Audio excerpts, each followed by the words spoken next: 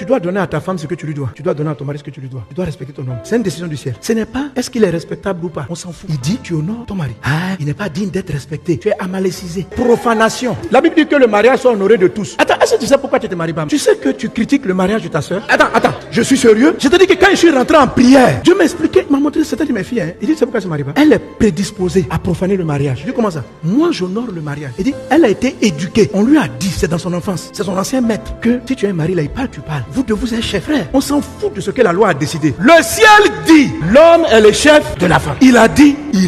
Faut respecter. Donc, vous ne même pas que tu profanes. Parce que Dieu voit que la manière dont tu parles aux gens, il dit, tiens, toi là, tu es trop logique, hein. Là, si tu as eu un mari, tu vas l'insulter ici. Une fois, comment tu peux insulter ton mari? Donc, quand Dieu voit ça là, il dit, c'est mieux que tu te maries pas. Tu vas prendre trop de péchés. Tu ne vas pas commettre adultère, hein, mais tu ne vas pas respecter ton foyer. Juste ça, tu ne comprends pas que Dieu a dit, en Hébreux chapitre 13, que le mariage soit honoré de tous. Ça veut dire que Dieu honore le mariage. C'est tout. Quand Dieu a élevé quelqu'un, tu ne veux pas la banaliser comme si c'était ton camarade. Tu ne peux pas parler d'un chef d'État. Quand tu dis son prénom, il faut dire même le président. Puis toi, tu parles, quand tu veux dire on le connaît. Ça veut dire quoi? C'est que Dieu a élevé. Tu es en train de le descendre pour le mettre à ton niveau. Profanation, manque de respect. Ça suffit. Pour dire, je t'avais mis en prémisse supérieure en dignité. Allez, tu restes en bas ici. Allez, honore toute autorité. Respecte-les. Non, ça dépend de comment ils se comportent. Ça dépend pas de comment ils se comportent. Ça dépend de ce que Dieu a dit. Il n'a pas à débattre avec toi. Tu respectes.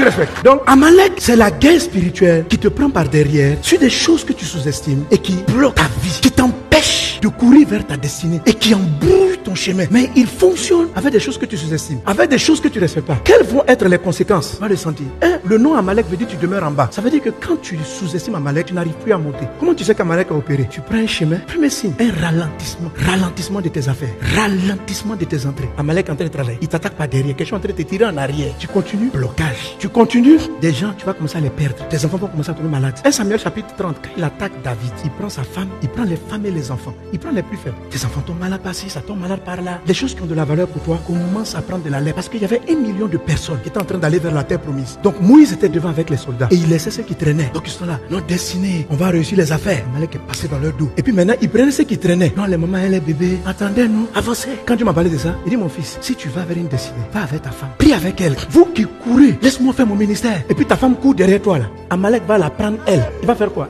Elle va commencer à te mépriser. Elle dit que toi tu es derrière. Je cours vers ma destinée. J'avance. Chérie, tu me fatigues. Ce qui ne va pas à ton rythme. Ce qui ne va pas à ta vitesse. Amalek est puissant, hein, mais il est stratégique. Elle dit, viens, lui qui est derrière, attends, je le prends. Puis il commence. Toi tu avances. Mais tu fais quoi derrière? Parce que tu te suis par derrière, commence à bouder. Toi qui es son chef, elle commence à te mépriser. Toi qui es son chef, elle commence à se fâcher contre toi. La personne est en train d'être amalécisée comme ça. Et puis elle rentre dans la profanation. Elle rentre dans le manque de considération, dans le manque de respect. Et toi tu te bats pour nourrir la famille, pour t'occuper des gens. Donc tes affaires commencent à être attaquées. Tu comprends qu'Amalek est en train de te bouffer. Ton argent commence à diminuer. Quand Amalek attaque, vos sentiments deviennent vifs, vos émotions. La Bible